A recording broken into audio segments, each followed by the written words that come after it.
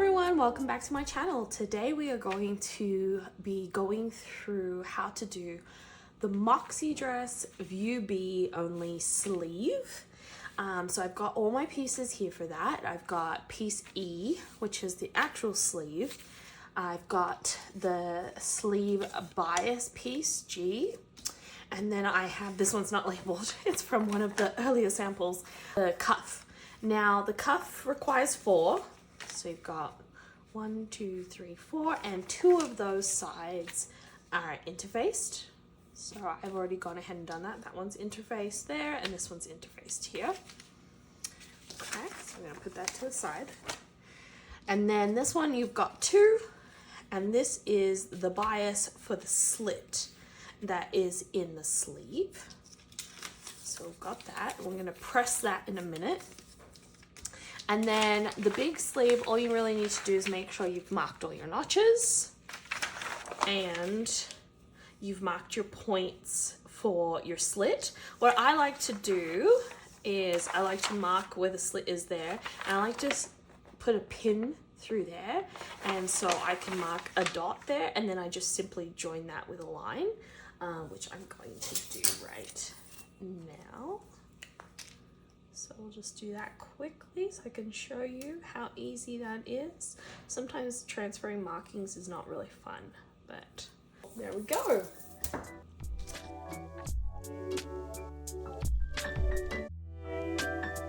So now what we're going to do is we're going to do one of the sleeves. So we'll put this other one over there, and we're going to start on this sleeve. Now the first thing you're going to do is grab your scissors, and you're going to cut that slit right there.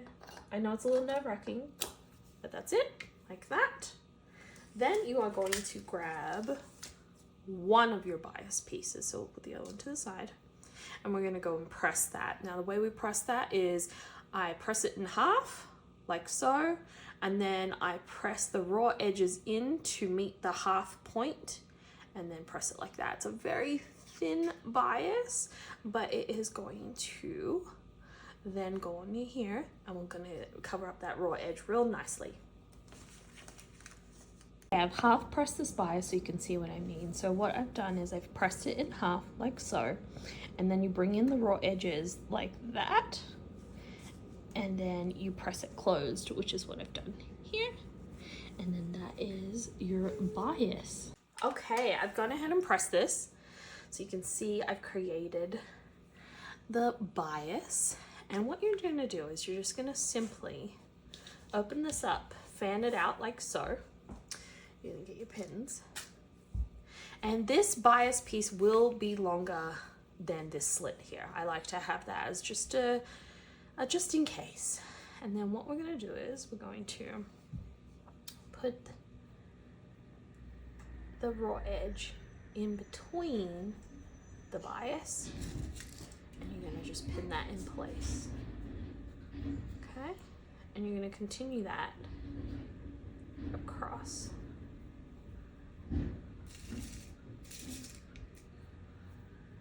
In place, and then once you reach this little part here, it gets a little finicky, but don't worry, it will work. Like so. And then keep going like that. One more pin. Okay, and there you go. And now what you're going to do, you're going to take that to the machine, and you're going to sew edge stitch right there. And then once you start hitting in between here, you're going to go slow so that you can make sure you're definitely grabbing that raw edge in between.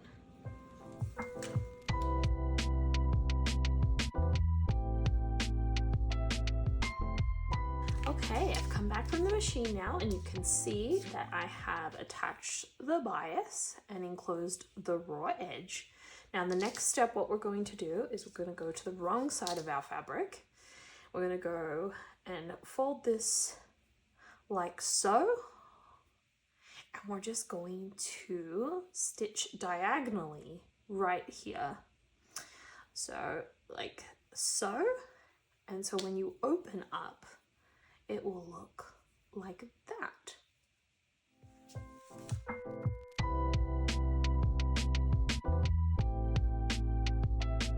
Okay, gone ahead and stitched that, and you can see it's just a little diagonal.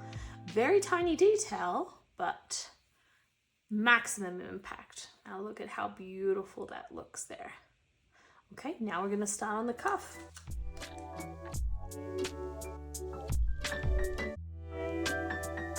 I've now grabbed one cuff with the interfacing and one without. Now this is the one that I pre-pressed the top edge by 1 centimeter or 3/8 of an inch. Now what you're gonna do is you're gonna put right sides together, and then you're going to pin along these edges here, leaving the top open.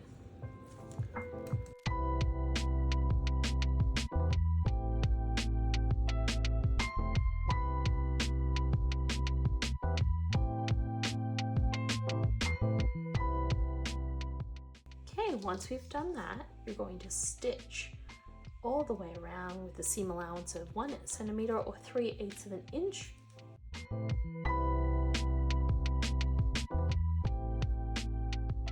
Now that I've sewn down the seam allowance, now we're going to trim off the corners here, so it makes it easier when we are turning it right side up. So we want to get as close as we can to that corner that we stitched, but not clipping it.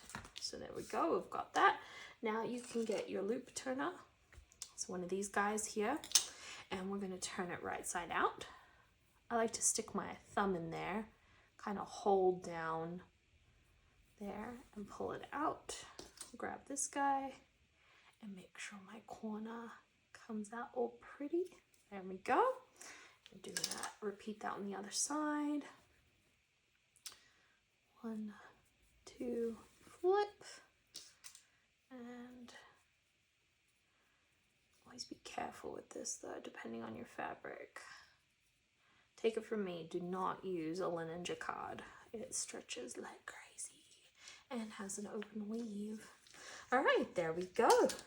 Okay, now we're gonna give this a press, and we'll come right back once we've done that.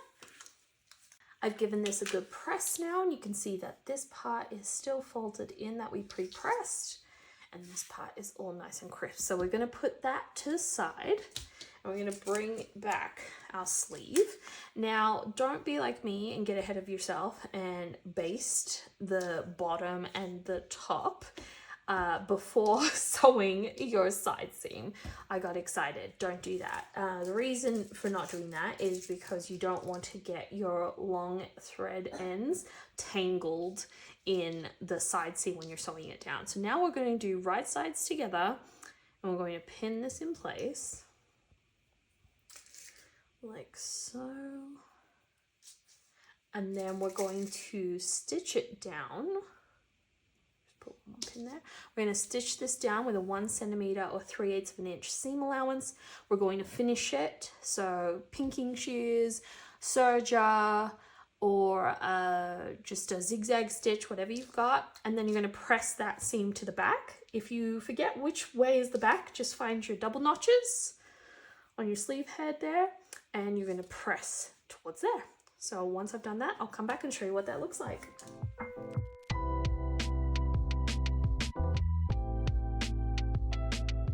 Back from the machine, and you can see that I've stitched that and I've pressed it towards the back, and now we're ready to attach the bottom edge to the cuff. So we're going to bring our cuff back.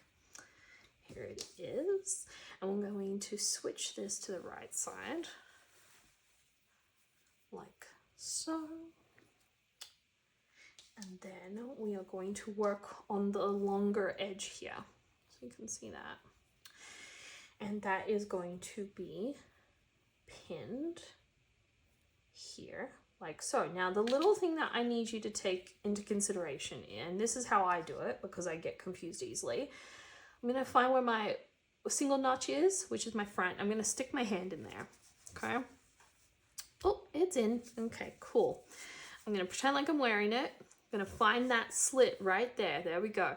Now this is the part, the way that this bias is designed, and the reason we do this little detail here is for this part to be folded under like so that when you're putting in your snap, it disappears. See how that disappears? So if you don't fold this part under and you put a snap in, you're gonna get left with something like that. And that's not what we want. So now I do this because I get confused. I am going to now remember that it's this one that has to be pushed under. This one will stay out as is. So it's always the one that is going to be going over is the one that you're pressing under. Okay, so now that I've done that, I'm going to take this off my hand, grab it here so I don't forget, grab the cuff, and I'm going to pin that right there, like so. My pins, here they are. Okay, that is the only little detail that you really need to be specific on with the cuff. So like that. Now we can go and do the rest of the cuff. So we're going to start from this side. Make sure those tails are out of the way. We're going to use those in a minute. So I'm going to pin here like that. So I like to pin one side, the other side, and then you're going to pull on your long tails, these right here, and you're going to ease the sleeve into the cuff. Let's do that.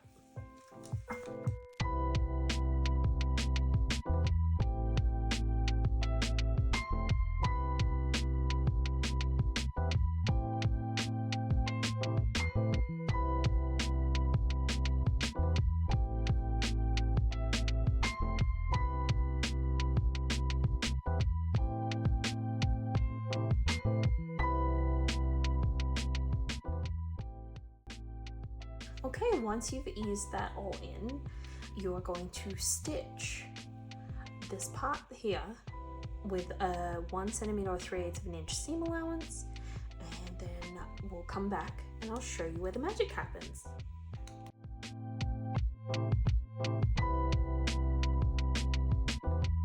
Okay, we've stitched this down now, and what we're going to do is, you want to make sure, flip this out, just make sure you caught everything correctly in there. That looks really good. There we go. So we're going to cut all these tails. These are multiple tails. I'm going to cut those off so they're not in the way. There we go. Let's get some more from in here. Lots and lots of tails. Okay. Like that. Perfect. Now we're going to switch this like that. And now we are going to do the magical part. So let's turn this inside out so you can see. This is where our pre-pressed edge is going to come in handy. So this is going to go, the raw edge is going to go inside the cuff. And this part here that we pre-pressed is going to go over. And then you can see it is encasing the edge. You can see like that. So we're going to do that, and we're just going to pin all there. Now my preference is to do this from the right side, so we're doing this all in one step, and feel free to do this in 2 steps if it's too much for you. But we are going to top stitch the cuff at the same time that we are closing this edge. So I like to pin from the front here, and then I'm going to stitch all the way around. Okay, so here's a better visual of what I was explaining. So I like to do this from the right side, but I have made sure that I have enclosed the raw edge in there. And now what I'm going to do is I'm going to start from here, and I'm going to stitch, edge stitch across here, and then I'm going to, instead of stopping here, I'm going to continue all the way around the cuff to top stitch the cuff. I'm going to do all that in one go, and then I'll come back and show you what that looks like.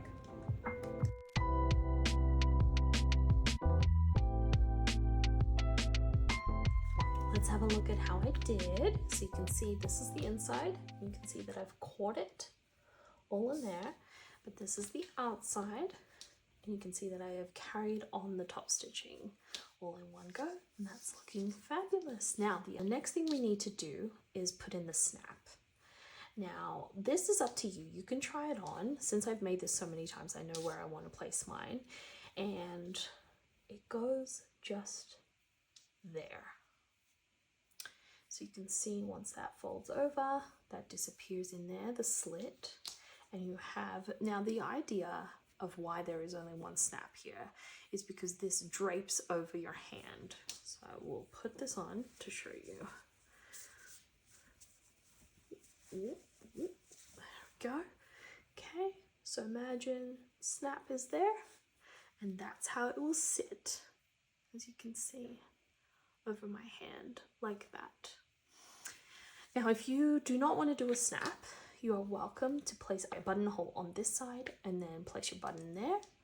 I've also had testers in my test group put hook and eyes. That also works. So it's up to you. I prefer the snaps. I designed it for a snap. I just think it gives it like a really elevated effect.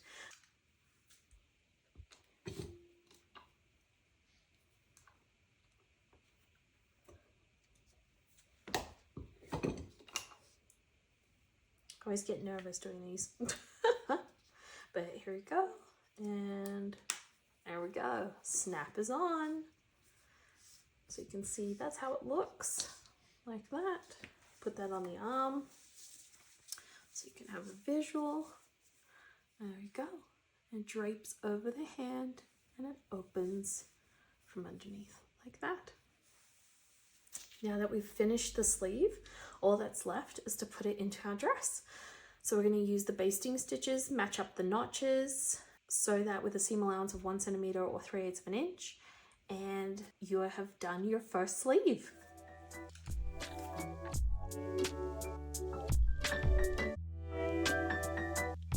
Okay, so with right sides together, we're going to put our sleeve in, matching notches. So let's stick that in there. Go. I'm going to find this part here.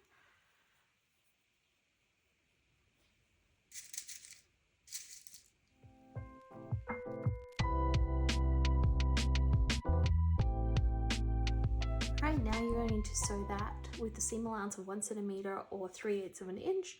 And once you've done that, pull out your basting stitches, finish the edge, and your sleeve is in.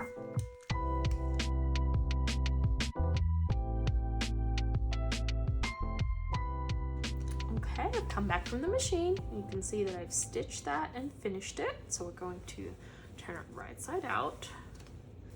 There we go. Our sleeve is in, and now you just need to repeat that whole process for the other side, and you're done.